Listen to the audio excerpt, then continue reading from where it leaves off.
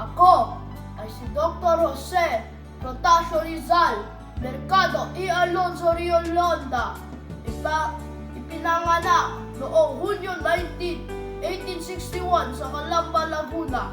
Isa akong intelektual, manunulat at doktor na kinikilalang pambansang bayani ng Pilipinas. Ang aking buhay at pagkamatay ay nagbigay inspirasyon sa mga Pilipino na magkaisa at ipanglaban ang ating karapatan. Ako ay pinakulong at binaril noong Disyembre 30, 1826 sa Luneta, Maynila. At ang aking kamatayan ay naging mahalagang bahagi ng kasaysayan ng Pilipinas sa pakikibaka para sa kalayaan ng bansa. Ako ay may akda ng dalawang mahalagang nobela, ang No Limitang Here, Huwag Mo Akong Hawakan, at El Filibusterismo, ang paghahari ng kasamaan, na naglalaman ng mga kritikong pananaw sa katiwalian at hindi pagkakapantay-pantay sa lipunan sa ilalim ng pahahalaang Kastila.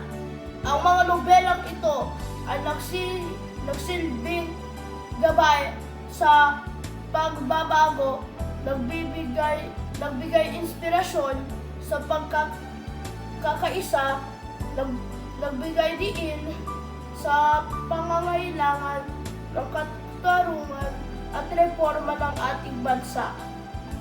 Malaki din ang naging ambag ko sa ating wika. Ako ay nakapag-aral ng maraming wika, kabilang ng Espanyol, Ingles, Pranses, Aleman, at iba pang mga wika. Ang aking mga akda at mga sulatin ay nagpapakita ng kahalagahan ng multilingualism at intelektual na paunlad. Maging sa medical na kaalaman, bilang isang doktor, ako ay nag-aral at nag-practice ng medisina. Nakipagtulungan ako sa misyonero upang magbigay ng pangangalaga sa kalusugan sa mga lugar na hindi naaabot ng medical na serbisyo. Sa kabuuan, ang aking mga nagawa ay nagbigay ng pundasyon para sa modernong nasyonalismo at pagsusumikap para sa makatarungan at mapayapang lipunan sa Pilipinas. At naniniwala ako, ang kabataan ang pag-asa ng bayan.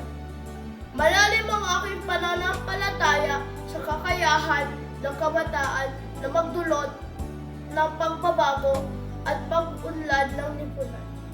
Kaya naman, mabuhay at maging matagumpay tayong lahat!